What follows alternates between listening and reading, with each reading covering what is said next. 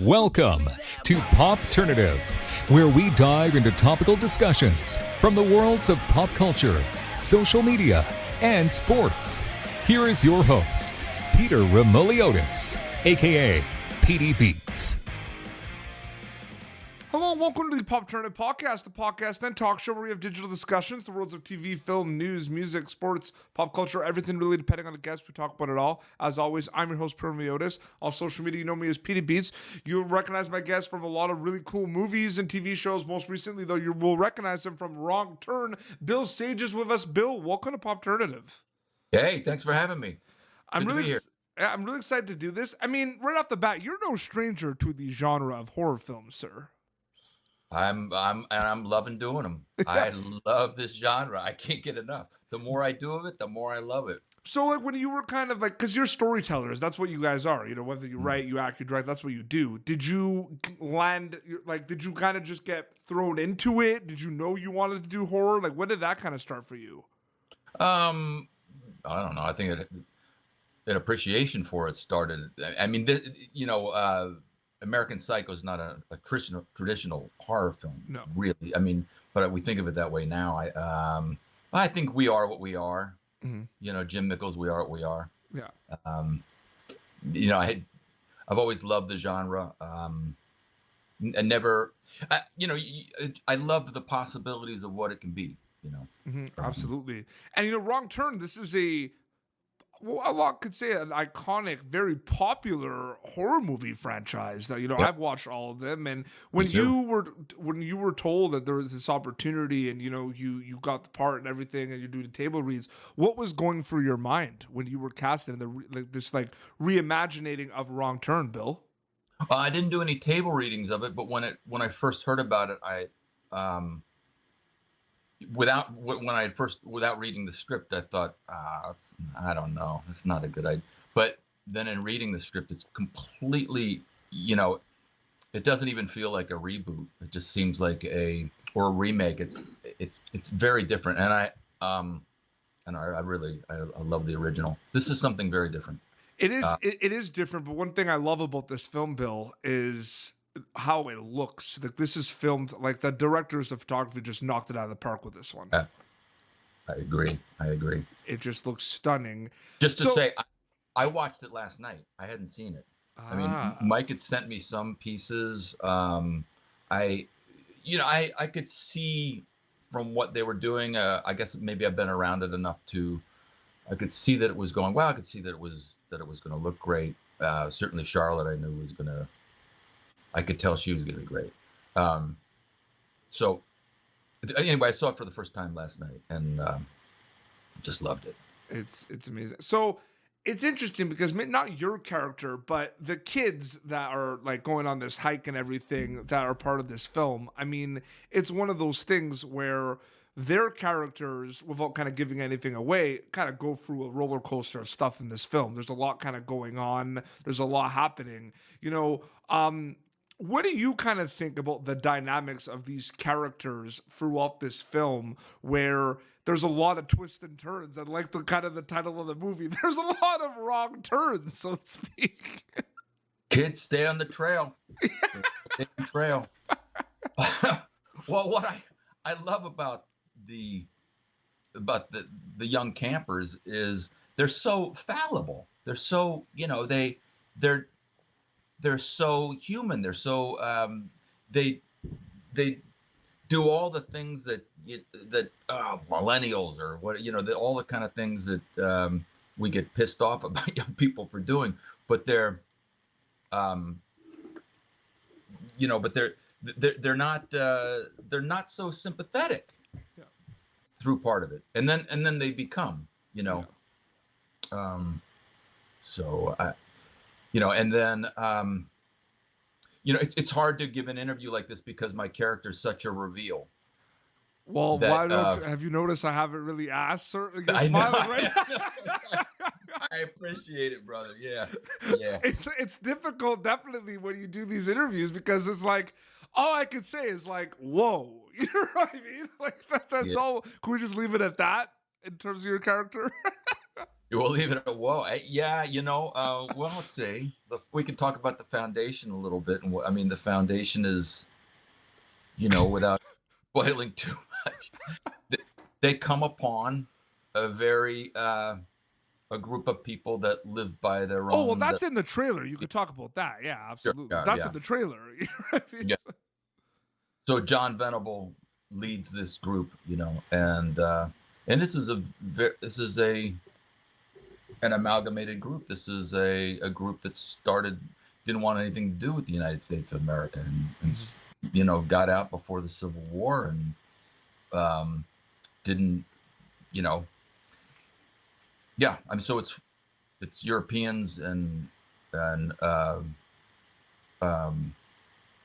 people that didn't refuse to be slaves, and so they started their own foundation.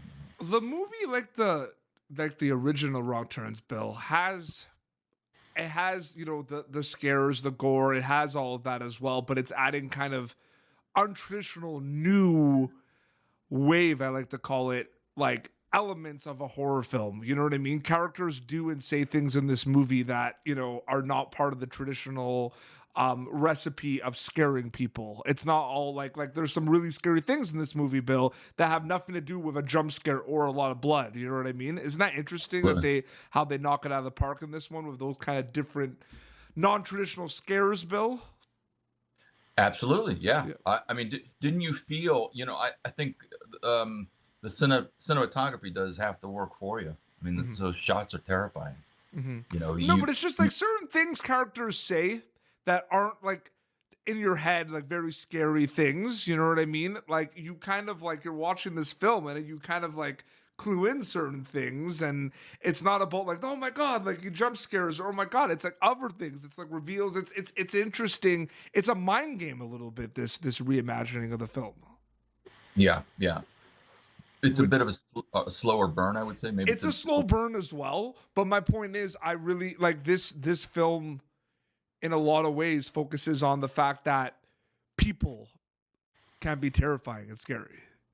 Yes. It seems more apropos now. You know what I mean? From to now than when we made it.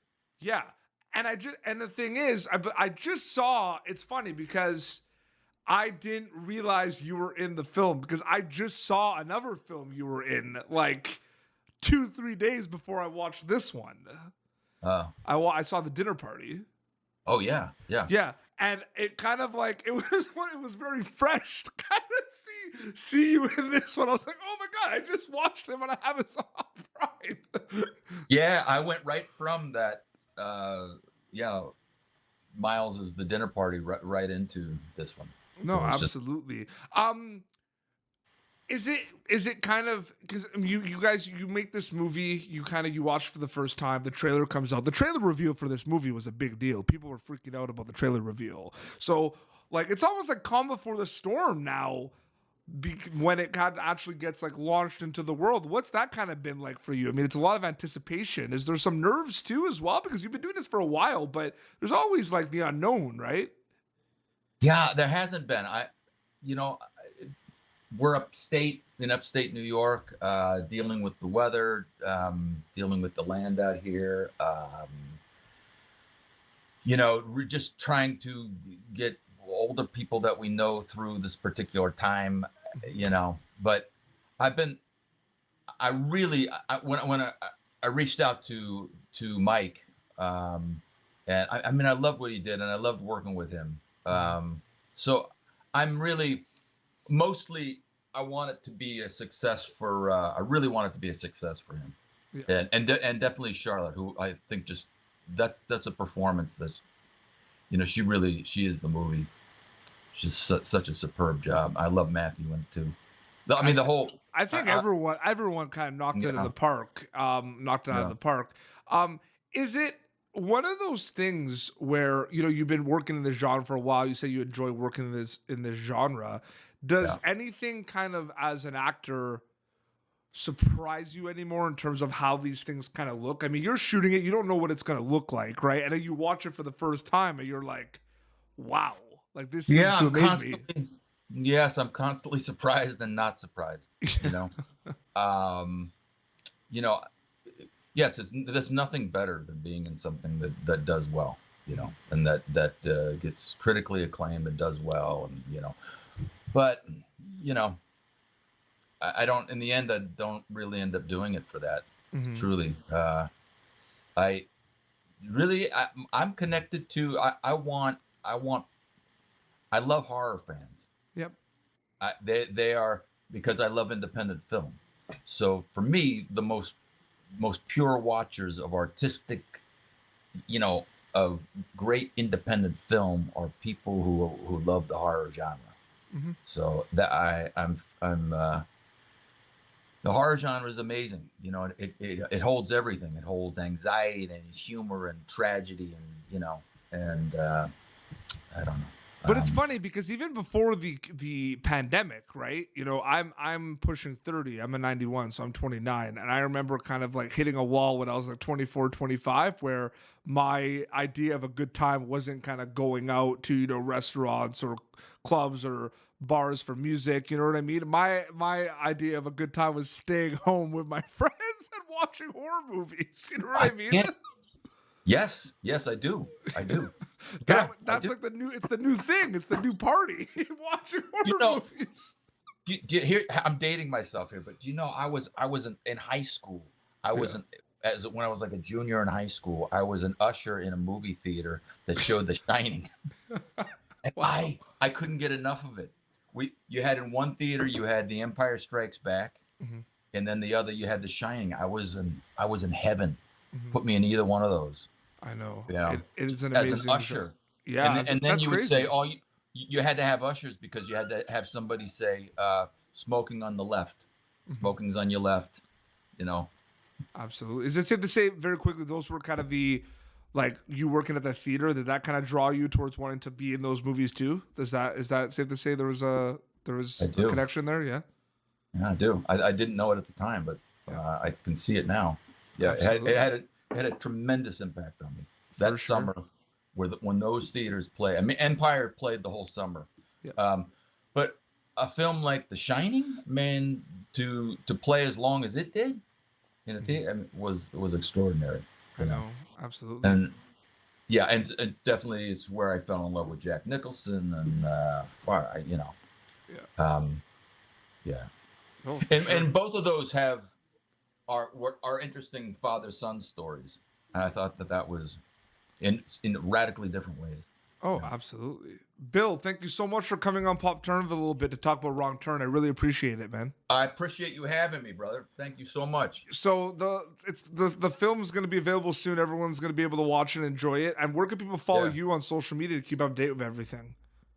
I just I do. I'm on Twitter, Real Bill Sage Actor on Twitter, and mm-hmm. And Instagram is Bill Sage Actor. Well, congrats with the film. I really enjoyed it. I really enjoyed your performance in this film as well. And thank you so much for doing this. You got it. It was a delight. Thank you. Well, this has been Popternative, youtube.com/Popturn for previous episodes. Until next time, this is Bill Sage from Wrong Turn and PD Beats signing off. Thank you for tuning in to Popternative.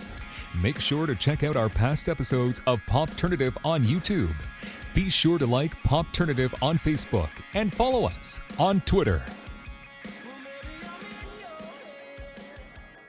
This has been an Autograph Communications production.